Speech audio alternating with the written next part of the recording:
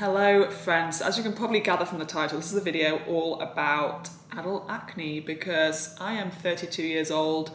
My skin is not happy with me, so let's talk about it. In this video, I kind of want to talk about what's going on with my skin and also what actions I am taking. I've gone to a dermatologist, like what treatment I'm having, all of that good stuff. And then I guess over the course of the next few months, I can kind of document my journey for you. So let me know what you guys want to see. Anyway, let's talk about my skin up until now. I had not bad acne in my teenage years, like a few little bits, but nothing crazy. 20s were pretty chill. Then I got to my late 20s and I started getting a little bit more like under the skin stuff, but nothing too dramatic. And then welcome to my 30s. And I feel like my skin is the most challenging I've had it in my whole life. I definitely noticed monthly patterns for a while of breakouts here, and then every so often I'll get a flare up like on my cheeks, but it wasn't anything too crazy. And then about a month ago, my skin, not a month, yeah, 6 weeks. 6 weeks ago, my skin just went wild. Before we jump into the wildness, let me talk about the past like 18 months. So basically, once I got engaged with Anthony, my now husband, I thought to myself, something that I really want to tackle for the wedding is my skin, because my skin, as I said in my 30s, just hasn't been the best. So I started going for these every 6 weeks facials, and the facialist that I was seeing, like once she'd sorted my skin out in the session, it would then clear for a while and then everything would end up coming back. So every time I went to see her and checked in with her, I just kind of noticed this pattern that every time I went back, that was when I was having my moment of reassessment of my skin, and I just noticed my skin isn't happy. Like by the time I come back 6 weeks later, my skin just isn't happy again. It's congested, it's red, there's acne, and it wasn't bad enough that I was going to a dermatologist yet at that point, but I felt like I wasn't happy with my skin, hence I was going to the facialist. I managed to get my skin feeling pretty amazing for the wedding. I kind of feel like a lot of that was diet related. I was eating so well in the run-up to the wedding because of my skin. And then after the wedding, I ended up going to a dermatologist in the month. So I got married early October. By the end of October, I thought to myself, I'm just gonna go to a dermatologist because this whole journey of trying to get my skin good for the wedding has shown me that my skin definitely isn't actually that happy. So I ended up going to the dermatologist. She didn't do any prescriptions or anything, but she gave me, as in medication, all medication, but she gave me azelaic acid in the morning and retinol in the evening. And I did that for a few months and my skin ended up just getting worse and worse and worse. And then it really freaked out in January this year. It just went haywire, which is kind of what I've got the residual elements of now. I don't know if the camera's going to really show it up in great detail, but so yeah, this is one side of my face. The other side is a lot less angry. This guy just came up recently though. But yeah, this side is a lot less angry and this side is a lot more angry. As this started to kick off, it really hurt my confidence. So I thought, I'm gonna get back to the dermatologist that I went to and I'm gonna say something needs to be done. So I went to this dermatologist and she was amazing. She was so good. Like I came in, I cried, and I said that it was really affecting my confidence. And she just said, okay, we're really gonna take action now. Clearly just topical treatments is not working for you. We discussed what we think the underlying causes of my skin, and we do think most likely it is hormonal. But yeah, hormones aren't something which you can switch and balance and get right. And I do kind of wanna start taking action right now. Obviously, I do also wanna tackle that underlying hormonal issue that's clearly going on and causing this. Which has been happening for a few years, but obviously now it's really flared up. And I'm wondering what that means. So I need to have more hormonal tests. But for now, I wanted to take like rapid action because it's really affecting me. So she said, let's put you on this antibiotic. So here it is. This is my lymecycline antibiotic that I have been taking for 9 days now. And obviously I don't think it's gonna be doing anything just yet, but my skin is calmer. That's probably hormonal though. So yeah, this is a low level antibiotic that you take for 3 months. I've got a 3-month course, then I will check in with her and we'll reassess what to do.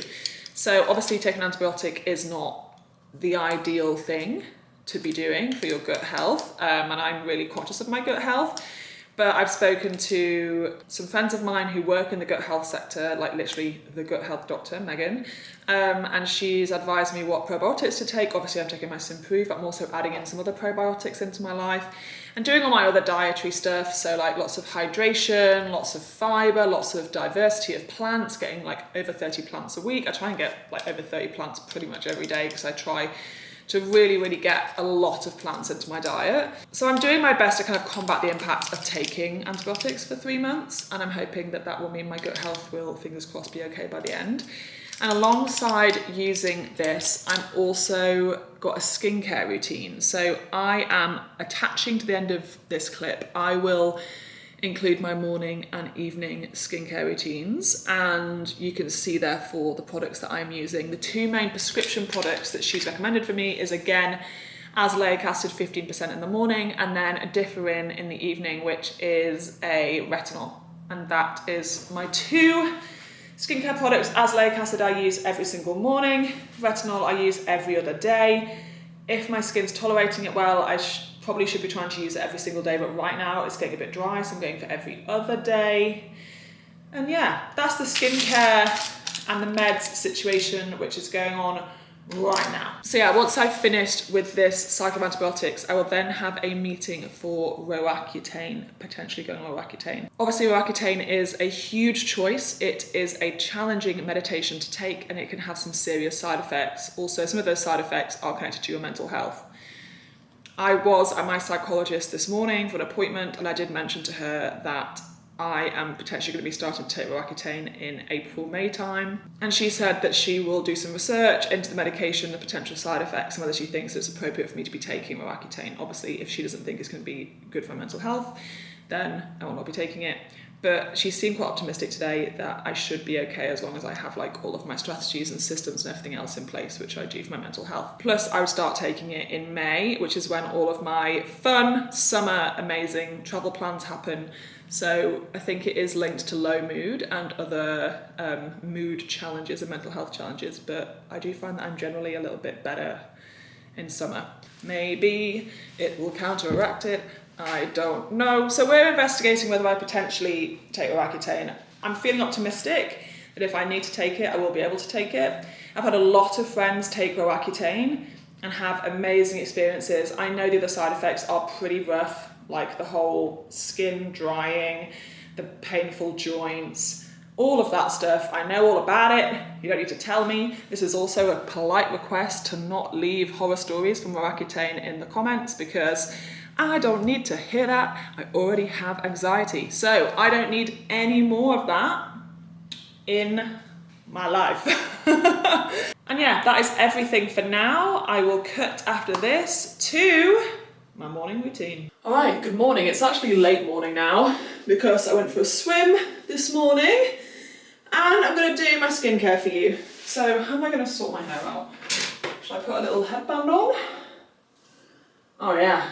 She is chic. It's giving David Beckham. First things first, I'm going to wash my face. I use the La Roche-Posay Toleraine Dermo Cleanser. This is like a super gentle, milky cleanser. A nice, gentle cleanse with a muslin cloth.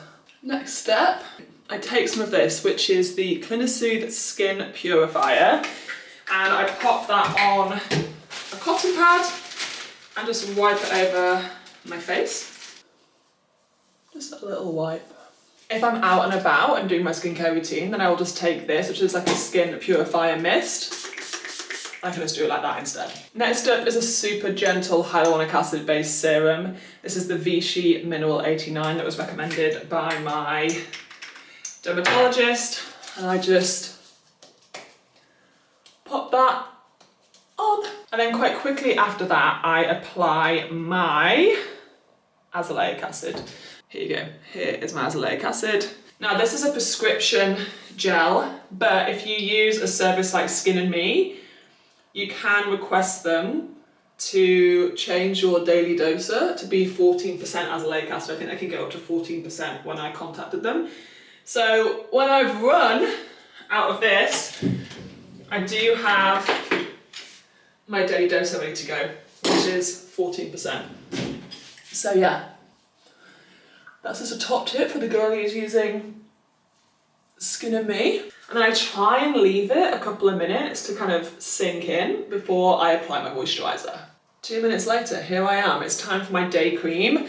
I am just finishing off this La Roche-Posay sensitive cream, which the dermatologist said is fine, but she said once I finish that, I should switch to this Aven one. I'll list all of this down below. And then last but not least, of course, it's SPF. And this is the recommended SPF that I've been told to use. This is the La Roche-Posay SPF 50. I look hilarious, but I like to put on a lot of SPF. And I feel like this just helps prevent my acne, leading to so many scars, even though they do still scar, because my skin is just a scarring type of skin. And that is my morning skincare routine done. Hello, good evening. I am now going to do my evening skincare routine, and I'm having an allergic reaction to Bella right now, which is why I need to wash my face. I've just been snuggling her. I'm bringing it upon myself. So first things first, the same cleanser as in the morning. Next up, the same Clinicet as this morning. I'm just going to use the spray now for ease. If my skin is feeling dry, I will put this on before my retinol. But tonight my skin's feeling pretty chill, so I'm just going to go straight in with a prescription Differin 0.1 cream.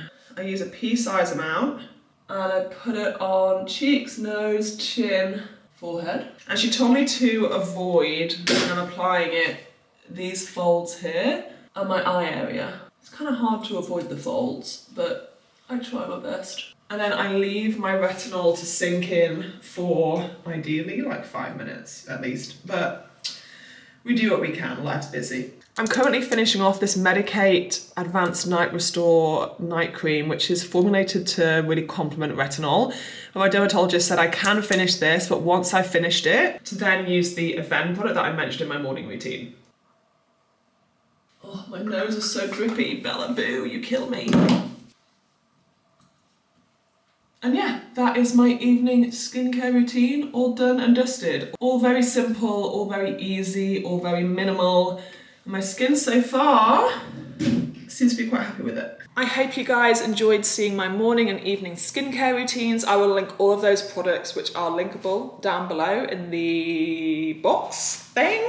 Well, I don't know the name of that. I've been out of YouTube for a while. If you did like this video, please leave a comment. Nice comments only, no horror stories, please and thank you. Please leave a like. Please subscribe if you want to follow the journey. I am also sharing weekly lymecycline updates on my TikTok with close-ups of my skin. So if you want to see all of that, it'll be over on my TikTok, which I will always link down below as well. If you are a woman dealing with adult acne, I just want to say that I am right there with you, sending so much love your way, and I really hope that I will see you guys in my next video. Have an amazing day.